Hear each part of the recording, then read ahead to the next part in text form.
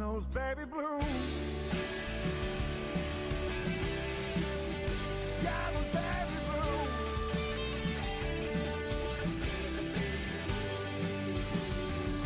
A broken man without a past, a vagrant aimless without a mouth. Took 2 long breaths and just one more till my lungs couldn't hold another. For you and me,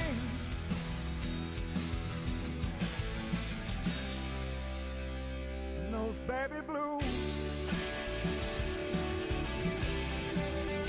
Yeah, those baby blues.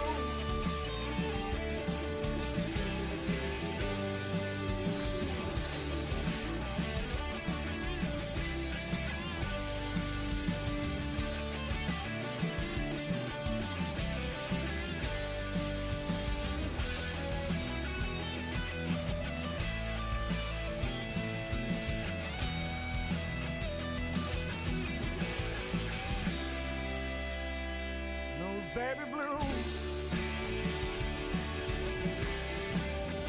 Yeah, those baby blues.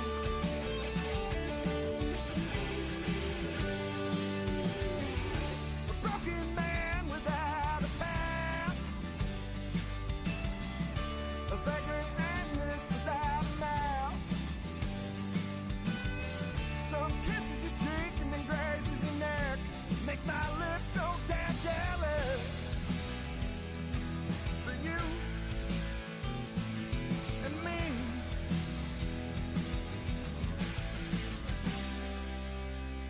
and those baby blues. Yeah, those baby blues.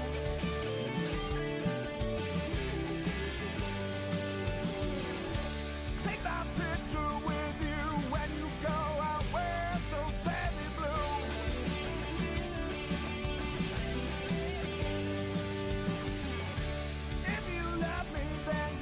Say it with your chest, those baby blues. Now, don't forget about me, yeah, I will do my best, those baby blues. Oh, that's true for me and you.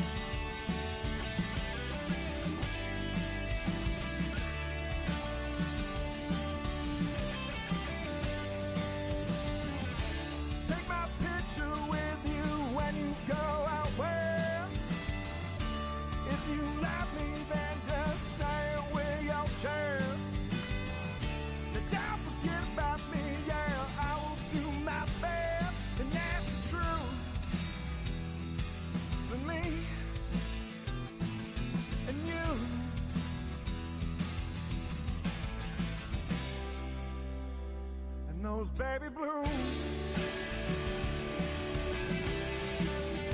Yeah, those baby blues.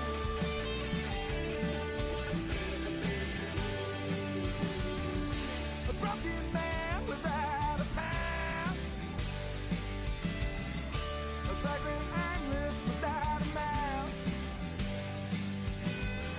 Took 2 long breaths and just one more till my lungs couldn't hold another.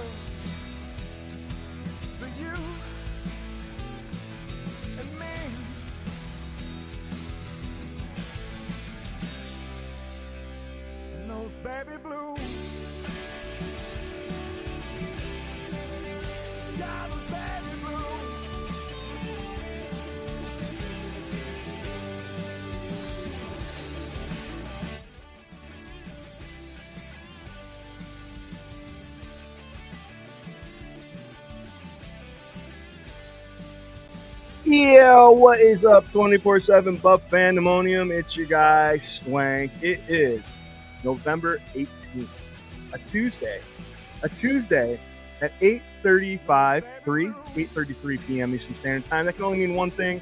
It's time for the K-Gun Report, brought to you by Buff Fanbase and 26 Shirts. We got a big one for you today, a huge win over a tough Tampa Bay team. We're going to talk all about that. Also, we're going to preview that Houston Texans game coming up on primetime Thursday. Also, ladies and gents, look who I got in studio with me right here. Oh, my God. He's right here.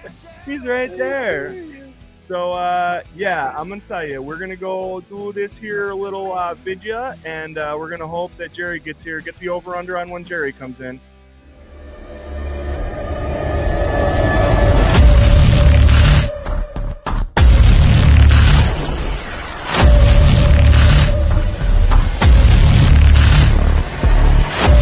Hey Bills Mafia, this is Don Beebe of the Buffalo Bills, and you're listening to the one and only K-Gun Report.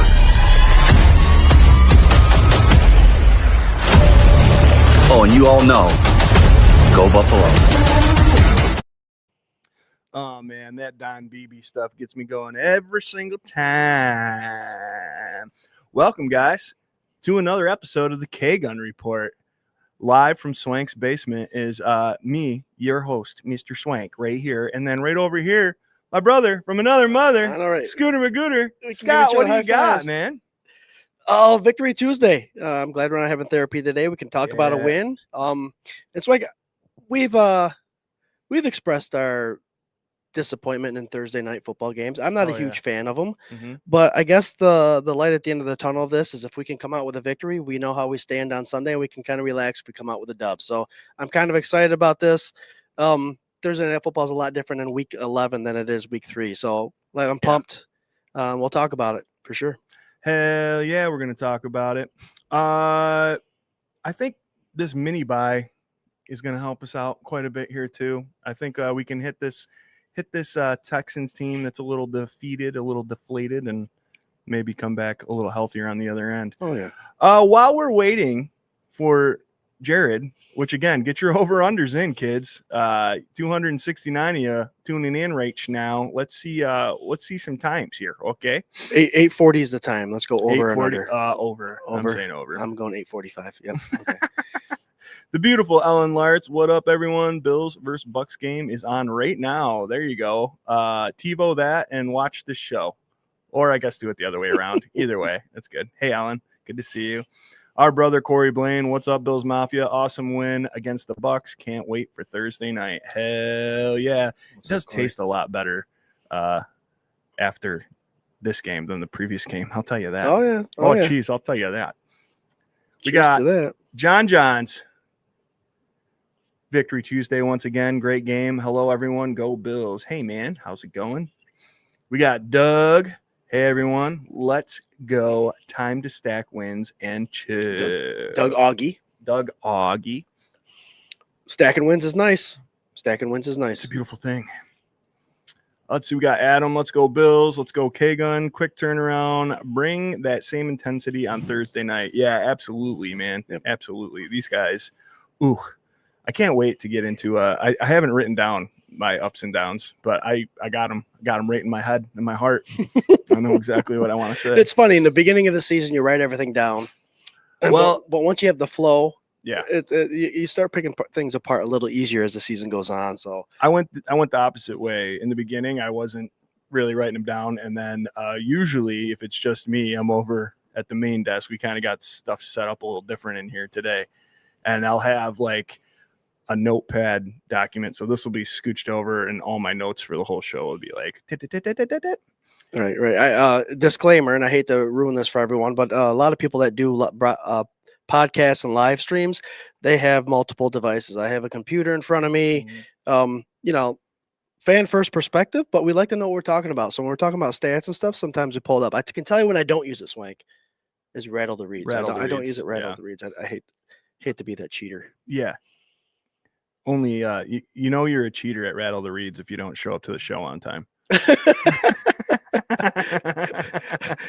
Who's Rattleville anymore? Hey, What's up, Cookie? Cookie's in the comments. John's no therapy needed tonight. Hell yeah. Yep. John Diaz, what up, fellas? What up, John? Thanks for tuning in. What's up? I've seen that name before, but not often. Welcome back to the show, John Diaz. Yeah, man. What's up, Swank? What's up, guys? Let's go. Hell yeah, Adam. What's up? What's up, Adam? What's up with you, bro? What's up, bud? Uncle James? He's part of the fantasy football group that we got going on. Yeah.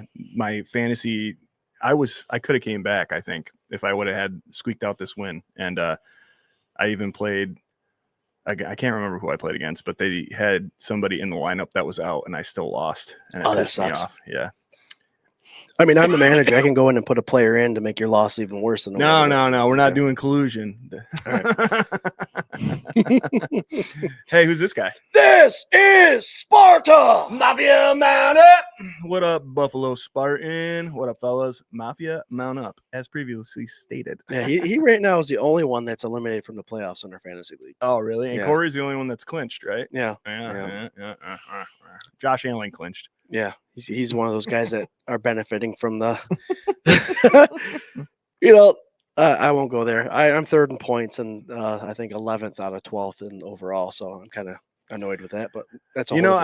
I know you and Jerry takes it harder. That's why it doesn't play anymore, right? Yep. So, but for me, like, I'm not so much upset about that because I know like low scoring teams can be Super Bowl contenders. Oh, winner, yeah. 8-8. I always go back to the 8-8 Giants beating the undefeated Patriots. Yep.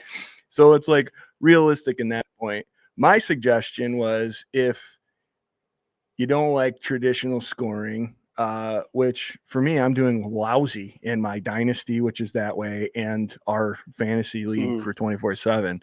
But guillotine, I am murdering in guillotine. It's Nice. awesome. I love it. And you think about it, like you have to win you have to beat somebody every single week. So real quick synopsis of the guillotine: someone loses every week. Yep. And their players become available. Yep, their And then players it's hit an the auction waiver at wire. that point. Yeah, so you Okay. get in my league, you get, hey Jerry, what's Wow, up? look at that! Hi, boys. Whoever 8:40. What was the time? It's right on. It's right on. Oh, Joe, we said shit. over under 840. Wow. I was listening to you over here. All right, so What if do I you, skibble out and in, give me a second because it's still probably loading. just processing. It's You're okay. good. Your punishment for being late is you have to listen to me explain the rest of what a guillotine league is. So a guillotine league, we had 18 people at the beginning of the season. The lowest scoring total point team, they get chopped, guillotined, ka-cha. And all of their teams hit waivers. You get $1,000 after your draft, and you can use those monies any way you please. So if two people spend $1,000 on one player, who gets that player? Ooh, I don't know. I'm not the commissioner. Okay. But I can't imagine that happening the first week. Maybe. I mean, so I've never been in one before. So what they say is you should draft well and not spend a ton of money and make sure you have a chunk of money for like right now. Gotcha. And I didn't do that. I'm out of money right now. But I can read you my team really fast because this is probably great radio right here. It's great radio because as you're reading your team on the phone, Jared stepped out of the. Yeah, there you go. So that's All right. So Jerry, why the player? I'm sure there's a reason. We'll get there. 15 tackles. Hold on. All right. So Lamar Jackson is my starting quarterback. Okay. Justin Jefferson, Amon-Ra St. Brown, Derrick Henry, Henderson, running back from New England, Bowers, your boy Carlos Williams is my flex. That's my starting lineup this week. Kyron, sorry. Then I got Carlos though. Yeah. McConkey on the bench. Ferguson from Dallas on the bench. Mm-hmm. Swift on the bench. Drake May on the bench. Devontae Adams, Aaron Jones, Jennings, and I got Benson on IR. So that's my whole team. That's not a bad team. I'm sure that Jefferson is hard to. You can't bench him. No. But he's probably your most disappointing player right now. No, I wouldn't say that. I think Derrick Henry. Oh, that too. Yeah. I have them both on my fantasy, and I'm. Yeah. Yep. Okay. But I'll tell you, so as far as my starting lineup goes, I picked Lamar Jackson up off of guillotine waivers. Mm-hmm. Jefferson was a trade like week 2.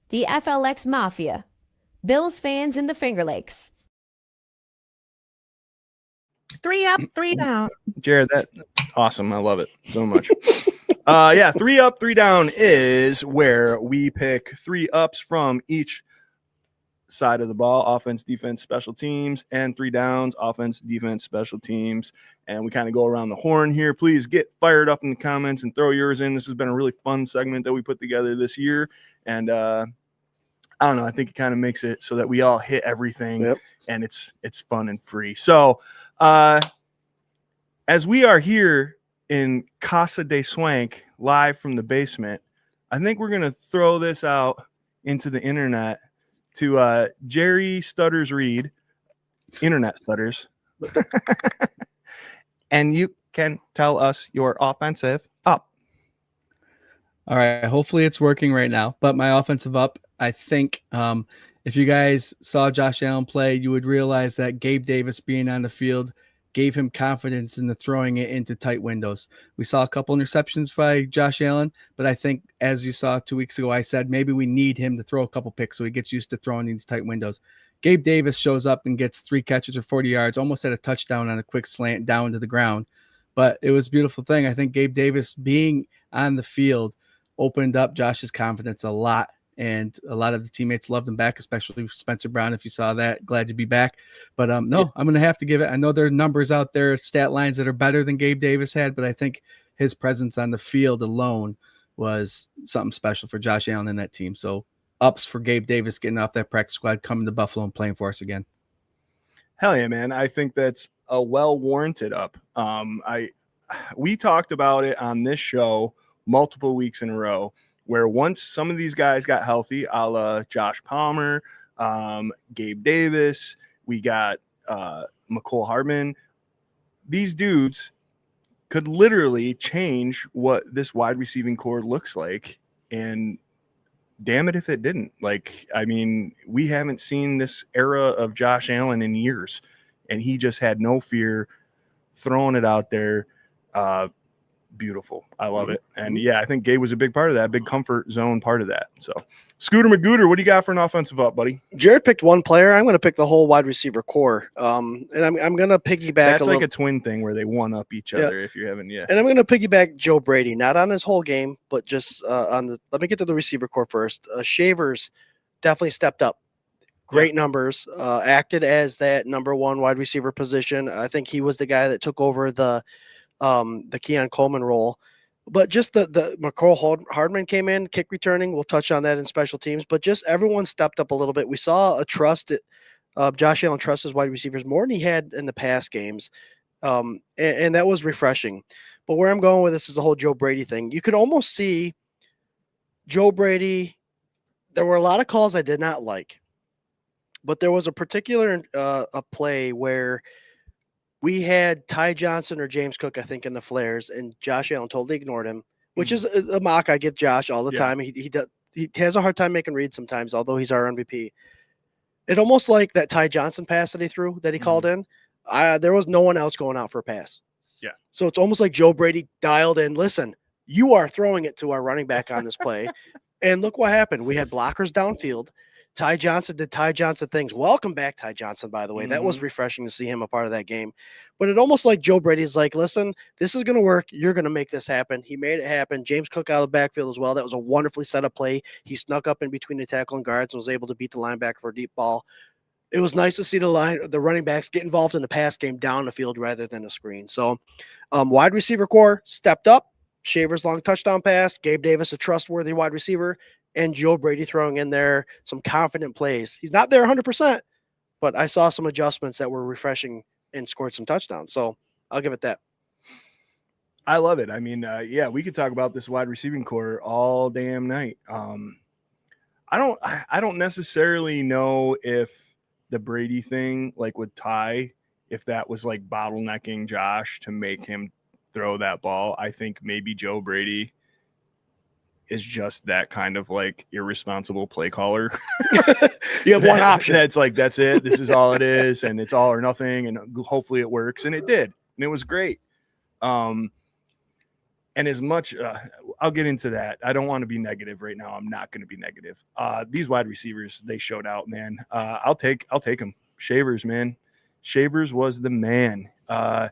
What a coming out party. What an anti-Coleman story. Yeah. What a dude that has just clawed his way through the top. You talk about Buffalo DNA, McBean DNA, the guys that they look at who want to be there so badly that they claw their way up to the top. And this dude got the game that he absolutely deserved. I loved that touchdown catch. We were having fun in the messenger. Jerry was like, he didn't like how he caught it. And I was like, that is some bougie post-drought kind of like Bills fan shit to say, because like, Are you thinking I don't underneath? care He how should he have caught pocketed it. underneath Jared. Low ball. Put your Yeah. hands. Yeah. body catch. There you Yeah. go. He caught it. He was just showing off. He caught man. it. That catch was too easy. It was going to be behind his back, but instead he decided to reach out and grab it. No, man, that catch, the one where he tried to hurdle the guy, that was kind of funny. I'm glad he didn't get wrecked on it. Yeah, man, that part. I think. Well, I can scroll it up. I got it right here. Let's see. Oh, I'm on the wrong team. Oh, there you go. I like how There you go. he's Yeah, deceiving. 90 He's a yards for tall touchdown. guy. He's a tall guy. Yep. So he can do that back shoulder catches or go up Yeah. after it. But he's also a 4.344 sprinter. Mm-hmm. With that You may had a be lot of something- fast guys out on the field there, Yeah. man, and they took advantage of it, and it showed. Like, where has that been? Like, I know Gabe is new. Hardman only got one ball, like bombed his way, which I love that they came out and bombed it to him deep to show him at the beginning. But then I love more that they stayed on it and they didn't go away from it. And that'll get into my negative or whatever. But like Shavers, huge play, huge touchdown. I love McDermott said in the presser, turned right around, special teams. You know, it's one of those things that like this dude does not care. Obviously, he wants to be the guy with almost a 100-yard game and a TD, but he'll go out there and wreck a guy on special teams, and he'll do whatever. He'll take the garbage out. He'll do whatever you need him to do to be a positive influence on this team. Where, you know, this Keon Coleman thing, the more it comes in, it's hard for me to see how, if this would have happened before the trade deadline, if he would have been here. Right. So anyway, I think we all picked wide receivers. It was an amazing day. Honorable mentions. How about Josh Allen? Yeah. Put the team on his shoulders. Yep. I mean, the guy is just, he's an animal. He showed everyone exactly why. 317, 3 passing touchdowns, 3 rushing touchdowns, 2 interceptions. That one was super boneheaded. Everybody could have lived with that tip for sure, but that chest pass out of the end zone, I mean, that was like Josh. To me, it was the aftermath of Josh being like, Brady's not going to put us in a good spot, and I got to do something. It was the first drive, right, of that Yeah. game. Yep. So right off the get. Yep. But So- the guys, 2 quarterbacks in the history of the NFL have had 3 passing touchdowns and 3 rushing touchdowns in one game. 2 quarterbacks. Both their names are Josh Allen. Twice. There was one guy that had it. Yes. Yeah, he had Like one in the game. 60s. Yes, but Josh is the only one that's done it in 2 Twice, separate right, games. right, Yes, right, right. absolutely. Yeah. It's It was wild. like those Otis Graham or something like that. Some old school. Yeah, it's like Ebenezer McGillicuddy Yeah. back in 1907 on the Los Angeles wagon train. back when they threw the ball 3 times and they were all touchdowns. Yeah. Throwing the ball. What are you doing? Throwing the ball. You're on the ball. Oh, what is this? These kids today. Swank is fast with the facts. Thanks, Lou. Lou RQ. What up, bro? I wish you guys, like, I had another camera, whatever. The basement setup is like, I love how it's going. I love, like, I wish we could all be here. We will all be here one of these times. But like, just little stuff, man. We get it all like kind of there, and then all of a sudden, it's like if you're streaming, Lou, you know now, like with streaming and everything. But like, if you stream, it's never the same every single time. You're always doing something different. You're always trying something different. And I had this so set up and ready to go. And then like, I can't use my mouse here. I have to have it on the back of my chair over here to use it. That's why you see Swank look to the yeah, right. that's why you see me over here doing this. Usually I'm right in front of this screen, but we got a different screen over here. Anyway, let's go defensive ups. We'll start with you, Scooter Magooter. What do you got for a defensive up? Safety play.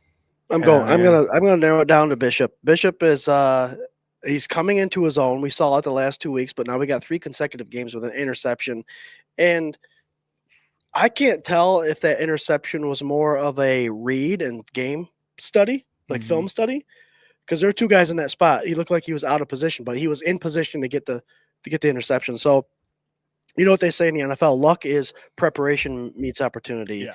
And there he was, 3rd interception in 3 games, coming into his own. I think he trusts Jordan Poyer, which is not a name any of us would expected to be on this Bills roster this year. No. I think he's made the life very easy for Bishop. He's learning a lot, and he's getting the reps, obviously, and he's making the most of it, quickly becoming one of the better safeties in the league, and that's my up. You can't deny it. You cannot deny Bishop's play. And he'll come up in the box and smack you. So he's becoming quickly one of my favorite players. I do have a Red Rush jersey of him, so go Cole Bishop. That's a good call. That's a good jersey, dude. I agree. Yeah, man. He talked a little bit about that in the press conference after the game, and it was kind of like they were trying to pick him, and he just rubbed out because him and Taryn, I think, knocked into each other, and that kind of just pushed him towards the right area, and then he made a very athletic play, and you just can't say enough about this is the thing. When you're online, when you're on Twitter, you're on Facebook, YouTube, any of this stuff, and you're watching content creators, and I know we are in that little batch, right? But when you're watching people, don't just take what they say in the moment for face value. Go back and see what they were saying about how Cole Bishop was washed. Cole Bishop was a bust. Cole Bishop wasn't anything. Because this kid, now that he's healthy and he's got the right tutelage, is learning underneath another guy who people are like, I can't believe Jordan Poyer's in the lineup. He's washed, blah, blah, blah. And I'll be the first to say, I did not want to see Jordan Phillips and Jordan Poyer and Trey White on the field at the same time. I did not.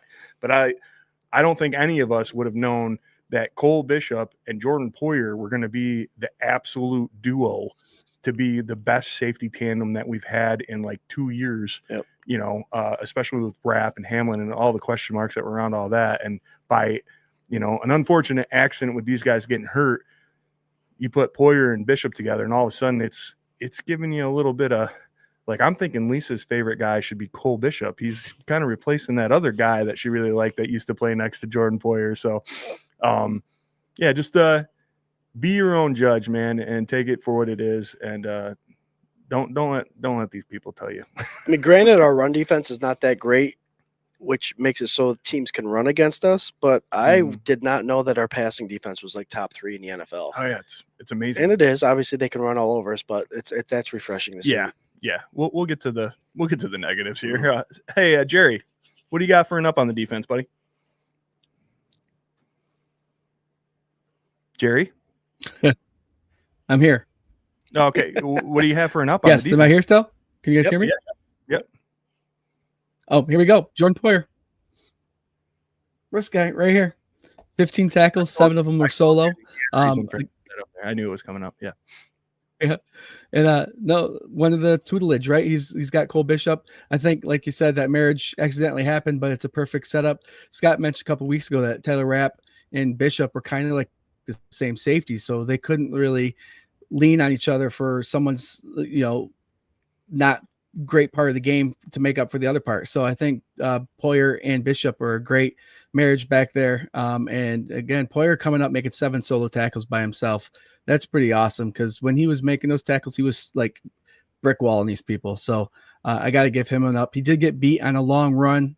He got outran. That's what happens when you're 59, but still did a good job. Oh, we should do over under Jerry jokes. That was a good Jerry joke, man. I like that one. Yeah. Poyer's my up. Hell yeah, man. I 100% hear you. I think I'm so hung up on what a great mentor he's been so far for Bishop that I really haven't even thought about, like, the level of play that he's at. It's like, that's one of the reasons why the mentor is going so well is because of that. So, yeah, awesome. Let's see. I mean, the safeties were like the highlight of this whole day, right? Let me give it to one of the old guys. How about Daquan Jones going back there and smoking old Baker right when we needed it to happen, and forcing a fumble to put a nice little hat on this game. This D-line is beat up all to hell. It's had its ups and downs. It's seen like sparks with Hoyt. It's, Bosa has been right there with it. At Oliver, you're talking about, Sanders, a draft pick who has been hurt. It's just like insane the amount of ups and downs. But I will tell you what, man, that defensive line, especially the interior for me, is trying to hold steady, and they are making plays when they need to make plays. And it's definitely not hurting that you have Benford, Max, who got 51% of the snaps this week, which is that stock's climbing, baby. If he would have done anything more relevant, which I think like he didn't get really targeted the whole game, which says a lot, especially when you got Benford on the other side when he's on the field. If there would have been anything other, I would have put Max as mine. But I got to go with one of the old guys, man, because like this team, like the defense as a whole, the team as a whole, but the defense as a whole has overcome so much, and it's still, there's a lot to work on. But damn it, if they are not just scraping and fighting as hard as they can and keeping this team in games when even in games that we thought maybe the offense had no shot, like last week. Yep. So, yeah. Good for him, man. Good for Daquan for doing that. And let's move on. I heard Pete Carroll mention this, guys, and this is something we can add into our repertoire when we talk about, obviously, statistics. We've always said, the Bills only have 25 sacks right now, which is nowhere near the league lead. But what I talk about when I talk about sacks is when we need them is not on first and second down. It's the third down. Yeah. And Pete Carroll mentioned the other day, it's called the 4-point play. Mm-hmm. I don't know if you ever heard that term. No. 4-point play is when you cut the drive off to where it's no longer a touchdown drive. They now have to go for a field goal. Mm-hmm. So you save yourself 4 points. Oh, yeah. So I'm going to call those plays 4-point plays from now on. On third down when it matters the most. Are you going to chew gum while you call them that? But when they're on their side of the 50 and you get that 4-point play, which is the third down sack or that third down tackle for a loss, that's very important stuff. And that's when I'd rather see a sack. You get players like Garrett who had that 5-sack game, but they still lost. Yeah. Well, it's because those sacks were happening on first and second down. They can get their yards back and get that first down. We need to continue those 4-point plays or those sacks when it matters, and that's what Daquan got that sack and that fumble. It was that opportunistic, and that's when it has to happen. That's when McDermott or Babbage, whoever's calling the defense, needs to hone in on the perfect play call on those third down plays. Yeah, I like it. Absolutely. I think it was huge, especially that turnover, man. Hold them to 3. Huge. Yep. Huge. Like this defense buckled down and bend but not broke on that kind of instance. We'll save special teams till the end. Let's flip over here. We'll go reverse. Defensive downs now. Let's see. We went Jerry first and Scott first. So I'll take the low hanging fruit, dude. The running game. Running game, dude. I don't know what we can do right now.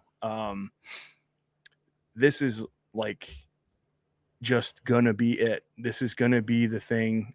This is almost like an offensive fix to me. If I was Tampa Bay, I don't think I would have thrown the ball the whole second half. I think I would have just ran it and ran it and ran it. Yep. A third string back who literally, I'm not taking anything away from anybody. Sean Tucker, 2 touchdowns. I believe he had a receiving touchdown as well. Yeah. Yep. 106 yards rushing, 34 yards receiving, 3 total touchdowns. That's a third string running back. Mm-hmm. The one where you want to know who had the second string running back in fantasy? Me too. I had Rashad White and too, Tucker got all the points. Yeah, so no, I got White. Yeah, I was wondering, I was like, why the hell? Why did they bench Rashad? Like they just went with the. I saw Todd Bowles press conference ever. It's just like, yeah, we just go with a hot hand. I'm like, why? But yeah, man, this running game, I don't know.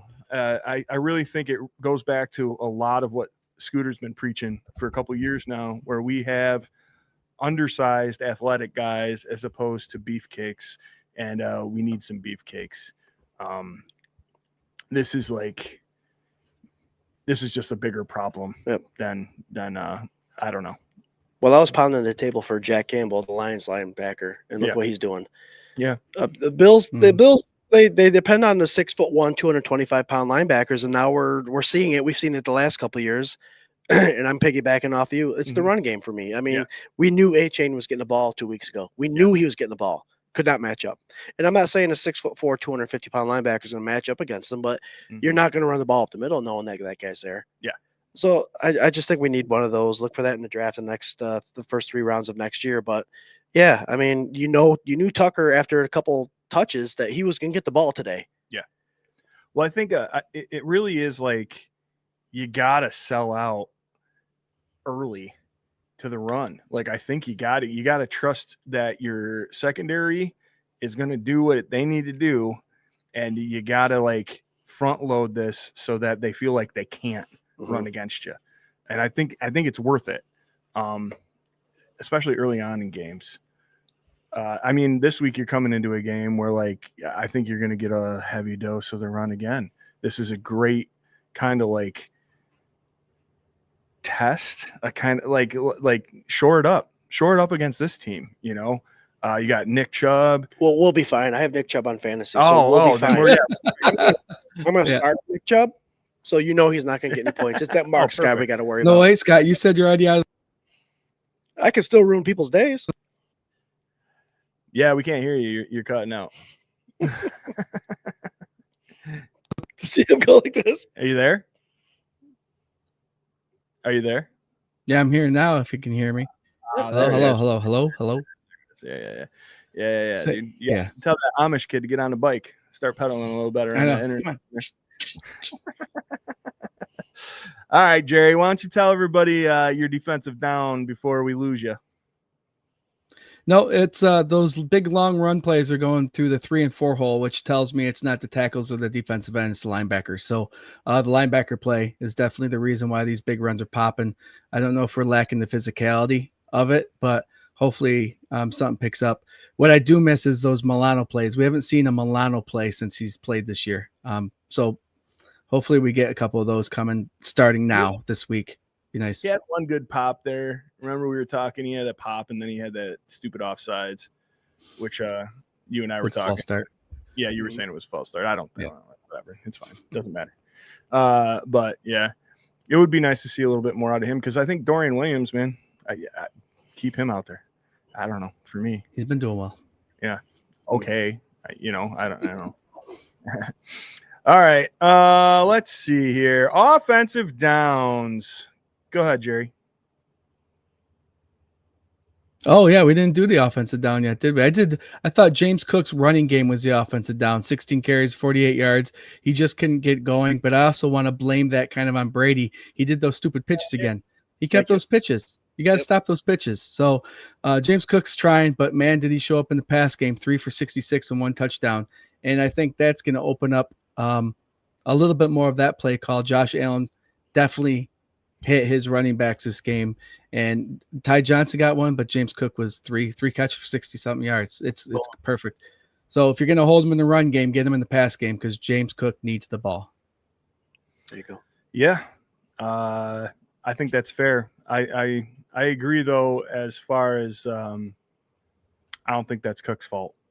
Right. So. Yep. But I'll shoot it right over to Scooter. What do you got for an offensive down, buddy? To go off Jared, I think it's not Cook's fault. It's predicted plays, and it's the offensive coordinator's fault. But that's where I come back. I think Joe Brady's coming into a little bit of little smarts here, having Cook sneak up through that 3 hole and get wide open against a linebacker. But my down is going to be a puppy yips, Josh Allen. That he still has that I got to put it on my shoulders thing. Yes, he has 6 touchdowns. He performed well, but Tyrell Shavers had apparently this week the top separation for wide receivers this week.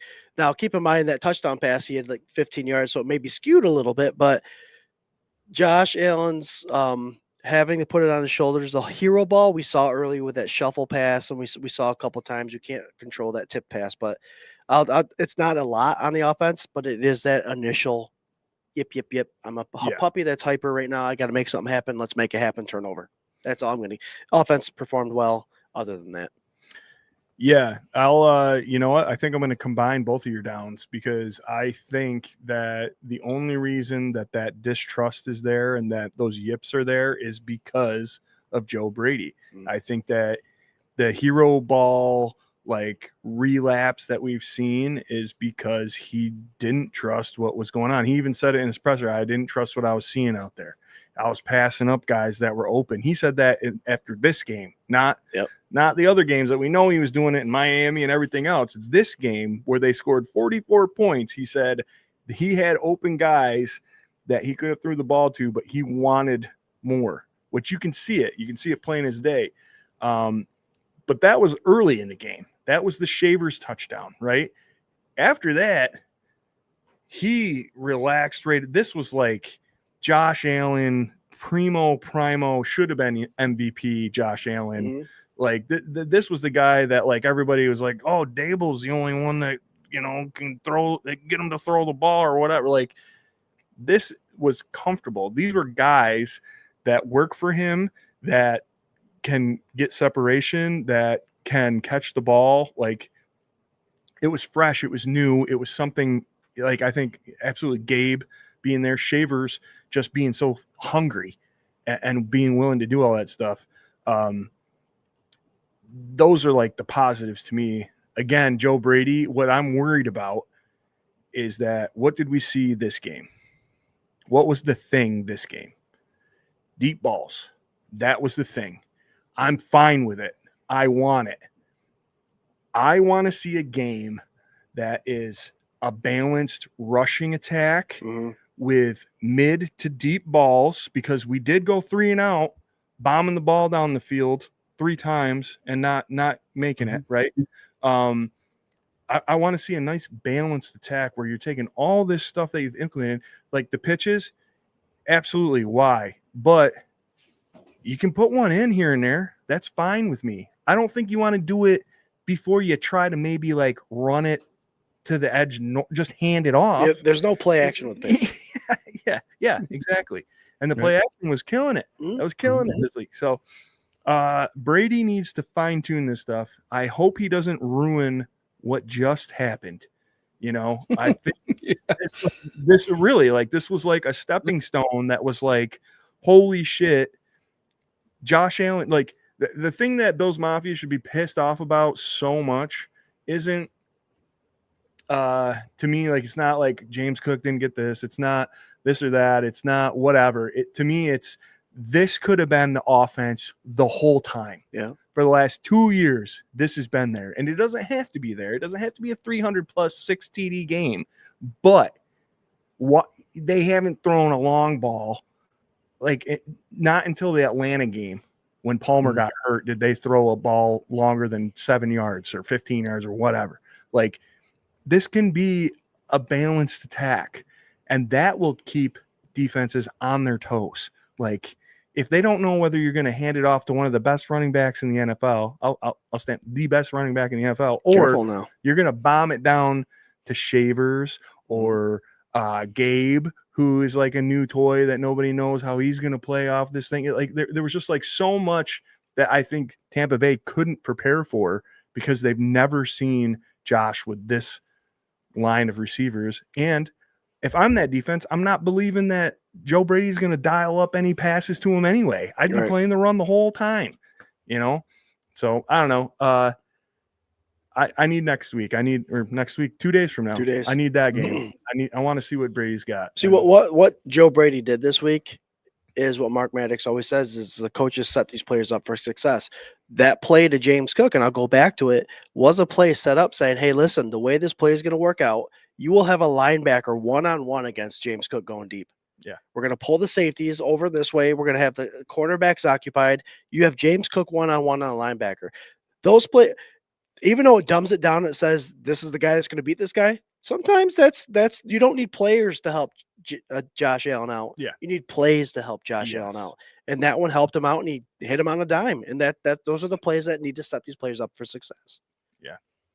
Adam, but our offense has been so focused on the bubble screens and bull crap. They need to change extremely. Just keep doing what you did on Sunday. Adam, Absolutely, man. Adam, the Houston Texans are the worst team against the screens this year. Worst team. You know what? If you don't like it, that's fine. Yeah. 2. I want to see 2. Yeah. Okay. I don't want to see. Why? Why do we continuously why Shakir should not have negative yards. Yeah. Give me a break. This is one of the most dynamic slot receivers for the last couple of years in the league, and you can't draw up anything. But every defense is scheming for Shakir. They are. Oh, fine, but he's not good enough to get separation off or do anything. To me, if Gabe Davis, that touchdown that he dropped, which was not his fault, Josh threw it like a bullet coming out of a rhino's ass. It was so fast, but you can't tell me that you can't do those quick hitters and get them off guard a little bit, or get him in space or whatever. I mean, as soon as one thing starts working somewhere else, they're going to have to start, that's the way defenses flow, man. I just think there's no way for all these weeks there have been slot corners that have been so good, and linebackers that have been so good to completely blanket and take Shakir out of it. Yep. But maybe. Can't we have it all? Yeah, we could have it all. Why not? All right, let's head on to the special teams. Go ahead, Scott. Give us any special teams up or downs. Just lump it all together. I'll make it quick. Hardman had a great initial kickoff return, 61 yards, but the Ray Davis is surprised, had 39.5 yards, I think, a kick return. No hesitation. It's almost like they figured it out. So we'll see the next upcoming weeks what happens after that. But that kickoff return team was nailing it, and I hope they can continue with that. Jared, you're up. Yep. Nope. At first I thought it was just Hardman coming in and making a big difference, but then you saw they kicked it away from him, and Davis was doing it too. So kudos to the special teams there. The only down I would have would be Hardman's fumbled punt. Yep. Also, one more actually. Alec Anderson got called for pulling a guy back, holding on a block kick. So if you look at it, it does look, he did pull him back. He did pull him back. Get out of here, dude. You're telling me that false start on a replay, but you're not going to say that. To me, he just backed up. He backed up and let him run. Put his hand on him and backed up. Put his hand. Yeah, he might have. Any jersey or anything like that. It must be the line we saw last week with that BS pass interference. But a great special teams. I think, Scott, like you said, they did one cut and took off, but they didn't go up the middle. They took off to a side. Yeah. So they used the whole field. So hopefully this is something we're going to continue to see. Hopefully Hardman, his a knee injury or calf might be calf strain. So hopefully that was a nice little taste, and hopefully he comes back in the next 2 or 3 weeks. But yeah, kudos to Davis on those kick returns.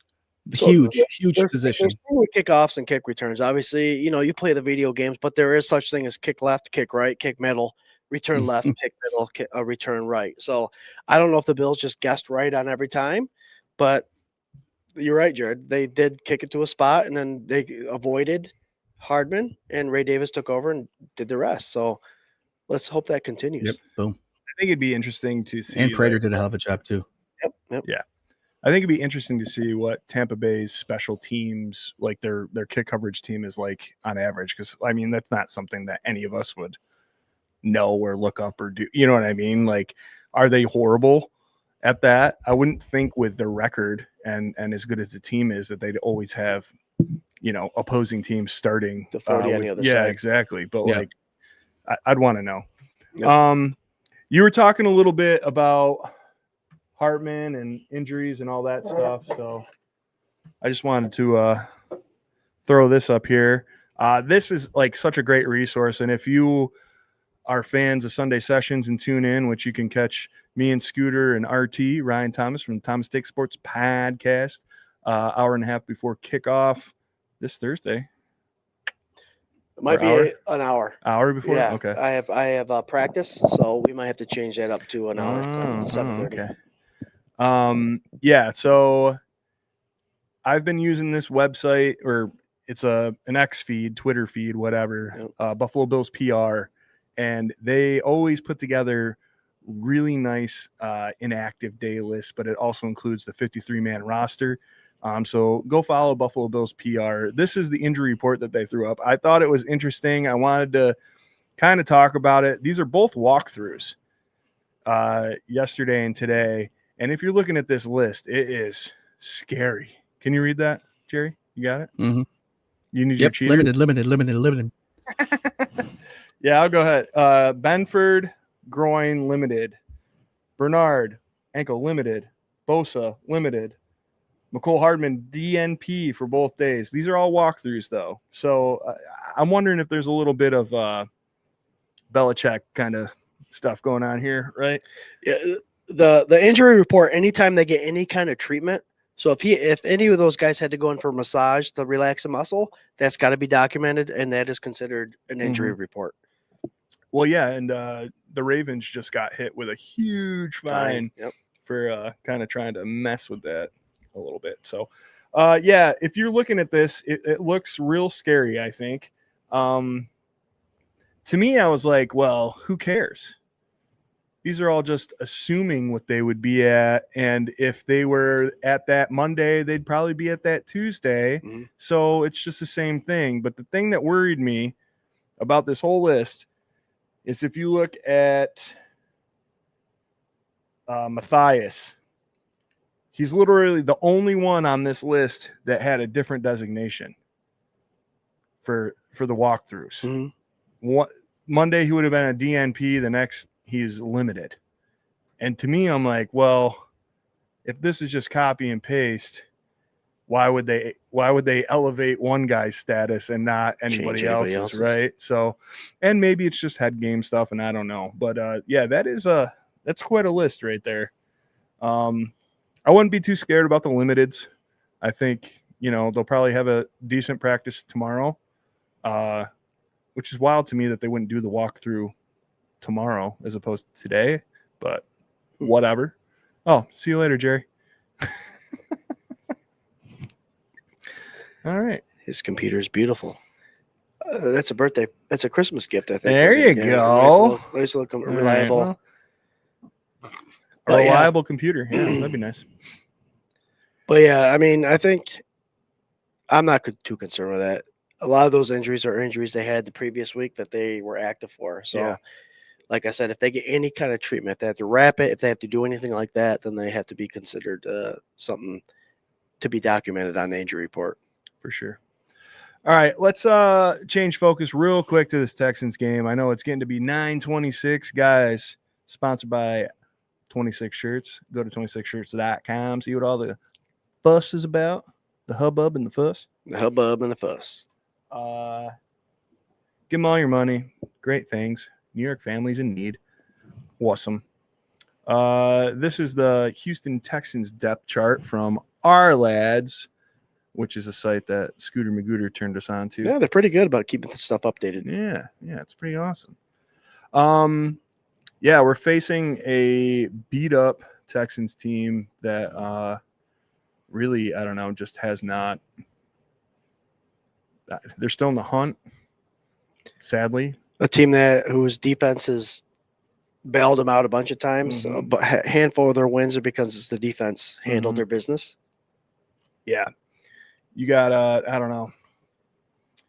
I think Stroud's already been ruled out. Yep. Where else was I going here? Running back wise, Chubb's healthy, but he's lost the starting job to Marks.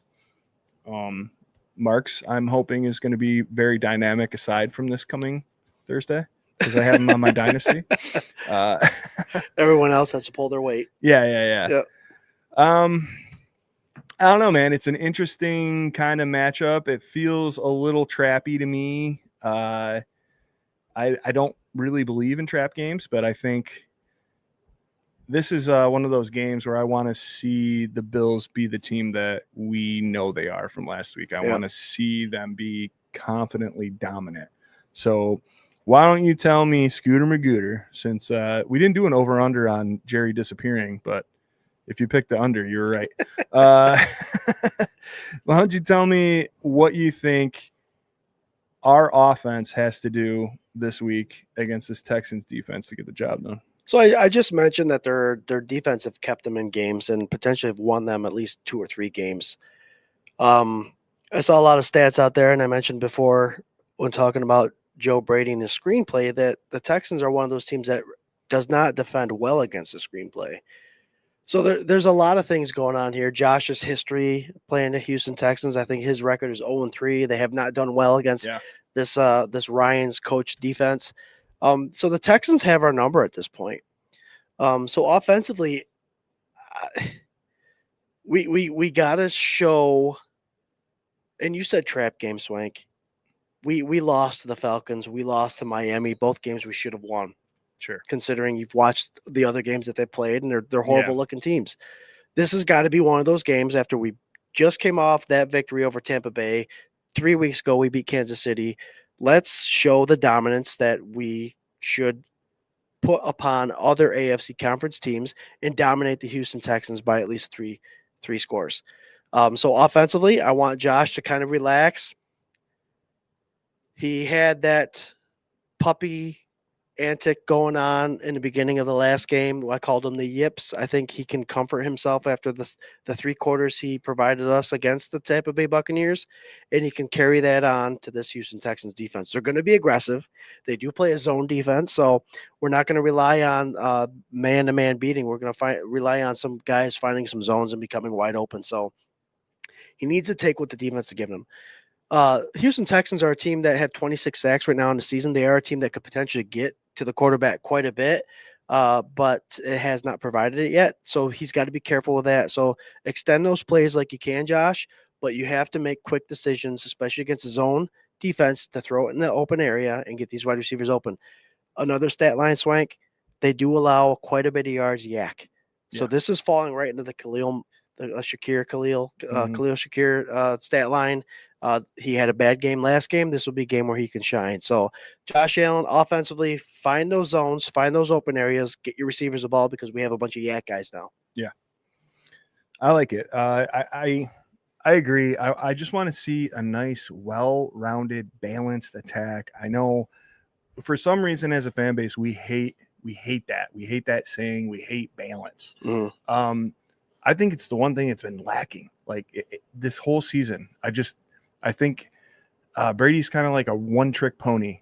And I say that loosely, knowing that he's really like a 3-trick pony. Like there's 3 plays that he will, if he could, he would call every single down, like in a row on a rotation.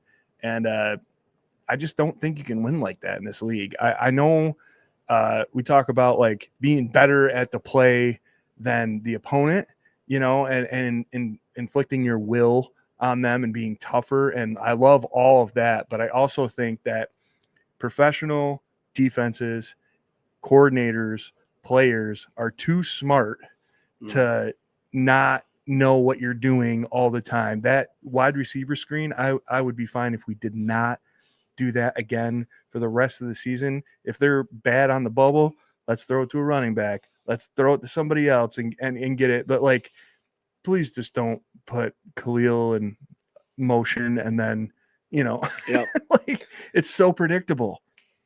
Let's hope the Texans over prepare for the screen. Yeah. And then we don't use it. Yeah. And then you just bomb to Shavers and Gabe all day. There you go. I'm into that. For me, man, I think getting this run game established right off the bat, maybe not, again, so predictable. Maybe not those absolutely 100%. Oh my God, I know exactly where he's handing it. Like I call it to Sarah every time. Like I swear to God, it's going to be.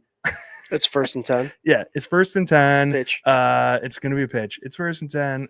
It's going to be Cook, like up the gut. Like get a little more creative than that. Like you have good players on this team, and you have good. Like it's almost embarrassing for me to the defense to like play so vanilla like that. So let's kick it up. Let's get a little mix up going on here.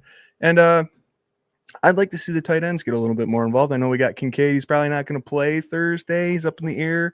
But man, Knox came up huge with a big catch. That rookie, man, we can get that rookie in there. He's caught a couple balls. He's a good blocker. I'd just like to see a little bit more of that, I guess, too. Yep. So mix it up, get it done. Put 60 on these bitches. What do you think about the defense? What do we got to do defensively? Like I said, Swank, the defense for Texans have bailed out the Texans as far as winning games. The offense does not have a lot to provide, but our running situation is an issue. Marks is an impressive running back, rookie running back that is putting up numbers. He's one of those guys is going to get the touches as far as running goes, and that the running back is looking his way to pass the ball. So he's one of those obvious choices. Watch this guy. But we also got to watch Nico Collins. Yeah. An amazing sideline receiver, can do it all, red zone wide receiver. So defensively, to slow all that down, Swank, you got to get to the quarterback that's making a second start. He's played 3 games. He's making a second start. You got to get to Mills. 26 sacks, 25 sacks we have this year. That's just over 2 sacks a game. I think this is a game where we get 4 or 5, but it's more than just that. It's the pressures. He's not a guy that's going to take off and run and get 20 yards on you. So where I believe our corners can defend their perimeter wide receivers well, let's create some pressure to have them force the balls. And I think the Bills would have the advantage with the 50-50 balls, especially the way Bishop was playing. Our safeties are getting back in that deep zone. You're taking away that sideline. So create pressure, make it miserable, obviously contain the run game because that's been an issue all year. But if you can do that, then you're coming away with a victory, and Josh Allen will have the ball a lot, and you'll be scoring 60 points. I'll tell you, with Benford, Harrison, and Bishop, play man. You could do that. Play man. I play man for the first quarter. Dalton Schultz, their tight end, is injured right now. Yeah, and he's their big, second go guy. Yeah. He's a big producer for them. Mm-hmm. Like I said, man, I think sell out to the run. Prove to them that they can't run against you. Sell out for it and trust your guys in the secondary to do their job. And I think that would just set such a good tone if you could really shut the guys down. You shut the wide receivers down, and then you shut that run down, and just make Mills miserable. Make it so that it's so hard and force them into a situation where they're behind by 2 scores and they can't run it. Yep. And just, I think then you open it all up, and it's just a beautiful recipe for like a nice day that all of us want to see, right? Where it's like, make them one-dimensional. Yeah, absolutely. So, all right, let's get into an X factor here, and then we'll do some score predictions. We're running a little bit over, but Scott's at my house. I wish he would have brought a sleeping bag and his pillow, and he could have slept over. Guys, hit us up with your X factor. Go ahead, Scooter. What is your X factor for Thursday night? Pressure on Mills. I always say this when you don't have a lot of time when you play these quarterbacks that come in and they can say there's an injury last week or the week before, and you don't have a lot of film study. This guy's played 3 games. He's started 2, but he's still the backup, and he's still not CJ Stroud. He's still a guy that can crumble under pressure. So if you start off, we've said it time and time again, you bring pressure up front, linebacker's job easier, corner safety's job easier. So the X factor will be whoever's calling the defense, McDermott or Babbage. Bring some blitzes, bring some stunts. You don't have to get home today or Thursday against this guy. Just create some pressure, have him loft some balls, have him shortcut some of these overthrows, and you'll come out with some interceptions again. Maxwell Harrison or Bishop, another interception this week. I like it. I love when these young guys are getting interceptions. It's been like either Cole or Max or both. Yep. For a couple weeks now. It's beautiful. I'll go ahead and flip it and say offense. I want to see James Cook with, let's go 100 and a tutty on the ground. balanced out with, how about Gabe Davis? Let's go 75 and a touchdown. There you go. Let's go with that. That'll be some FanDuel points for you. Hell yeah. He'll be the hottest pickup on the waiver wires week 13. There you go. I don't know. Again, it just goes back to that balance, man. I think like you have to show that you can do multiple things well. And we know this team can do that. They need to show it. And that should be Joe Brady's priority instead of being cute. Maybe the X factor should be no cuteness. There you go. Yeah, that's the blanket one between me and Scooter. What do you got for a score prediction? I do have a feeling this will be the game that the Bills show their dominance. It's about time. We beat those tough teams. We lose to the easy teams. It's that time of year where you need to put your foot down and score a lot of points and play some good defense. So I'm going 42-17. Damn. 42-17. It's just the stars are lining up. We can't win there. Josh Allen has a hard time there. Things have been weird this season, so might as well have that flip on them too. So big win. Now listen, I don't want to call you a homer because the last time that I saw the Bills play the Texans, you and I were at that game. Oh yeah. Okay. And if you would have called a shutout, you would have been a homer. But goddamn, it was a shutout. I'll tell you that, boy. Yeah, man. I think this is one again. We've been waiting. We're hitting a good spot. If you can stack 2 weeks together of dominance, not that last week wasn't hard, but I mean offensively just dominant, just did what they wanted to after those first 2 drives all day. Was never worried about them scoring. Never after those first 2 drives.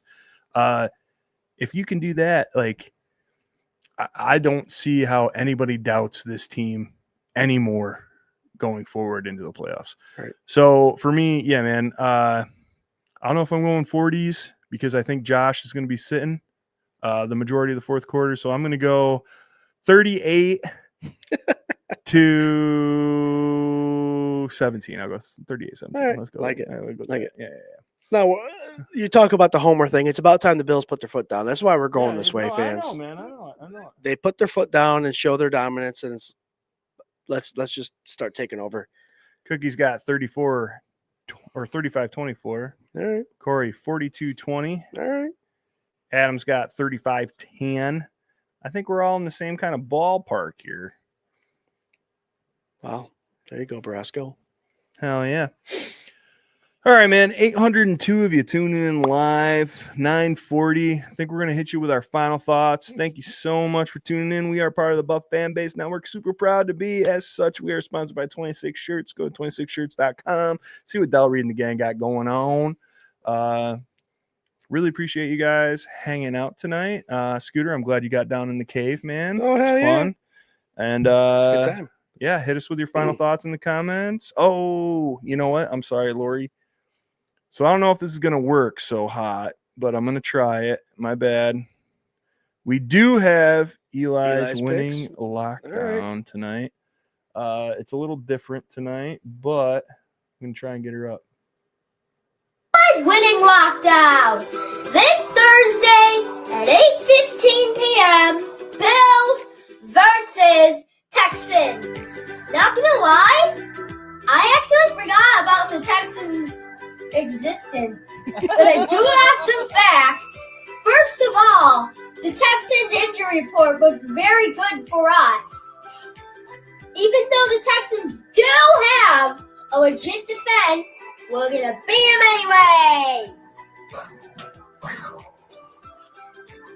My X factor is no other than, you guessed it, Gabe Davis. Yeah. And for my Y factor, definitely Shavers. Also, my Z factor, that's really rare to hear from me, is the conditioning team.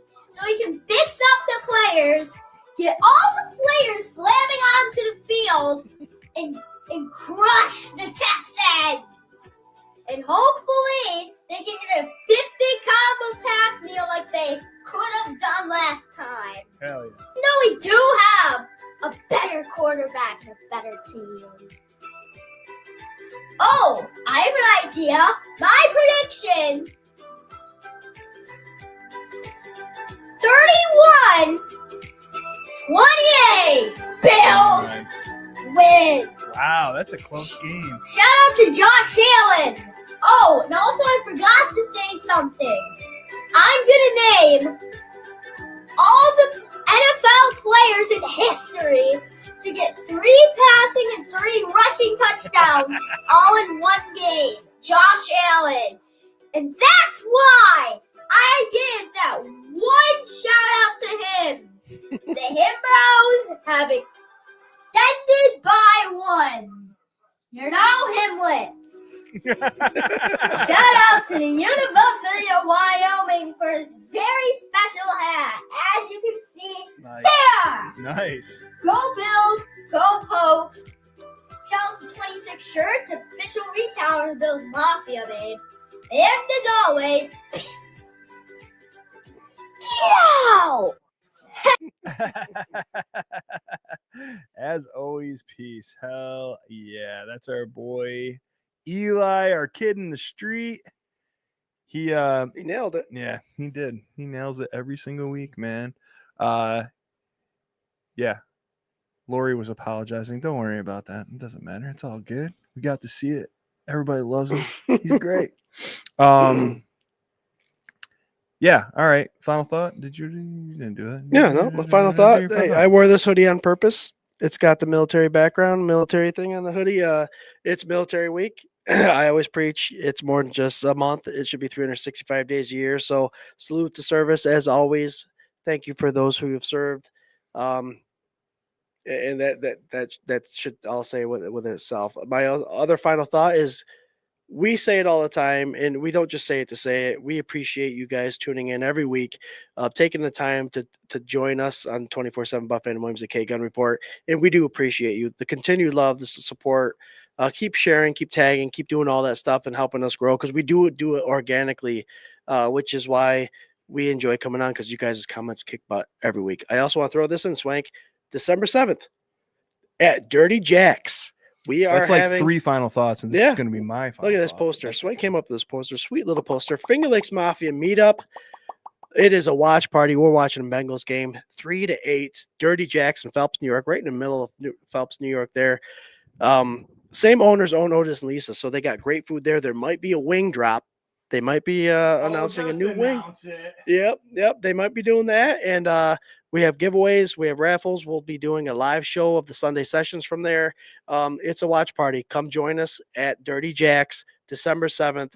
It's a 4:25 game against the Bengals. So it's going to be a good game, an AFC conference game. So it's a huge game. Come have a couple drinks. We're talking about Burrow being back that game. Yep. So come hang with us. Yeah, come hang out, man. Starting at 3.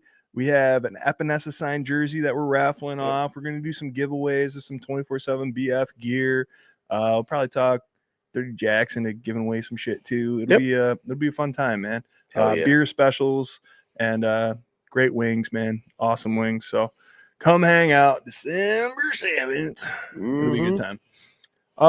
For me, man, I say it damn near every week, but appreciate the time we got right now, man. This is a very special team. It's a very special man that we have heading up this offense right now, and he proved it to you all damn day on Sunday this last week. 6 touchdowns in 1 game. I mean, people talking about this guy, is he broken? I was getting texts in the first quarter, do we have a Josh Allen problem? Is he broken? And what happened? Like, what happened was exactly what we all wished would have happened for 17 years, where somebody would wake up and realize, hey, what the hell? I'm a great football player, whatever. You have that guy right now. Yep. So when you're watching these games, man, appreciate the hell out of it, because when you were in the moment, if you're old enough, as Scooter and I are, to appreciate a Jim Kelly, to go into that, and then the Bledsoes, and then, you know, we're talking Fluties. We're talking like guys that like we, awesome. And then it was me. Fitzy was fun, but you have that guy right now, and this is going to be the kind of stories that you tell your kids and your grandkids, and it really just doesn't get any better than this. So Appreciate it. Enjoy it. We're over half. This is week 12. Yeah, there's a lot of games left. Yeah, a lot of games left, but the season is we're getting there. We're getting into the holidays, all that stuff. Like, just stop, smell the roses, appreciate where you're at right now. Guys, 823, you tuned in live tonight. Appreciate you so much. Thank you for the comments. Thank you for hanging out. Scooter, thanks for being here, man. Appreciate it. You know what, guys? Go Bills. Go Bills. You just went too quick, man. Go Bills. Go Bills. Do it again. Go Bills. Go.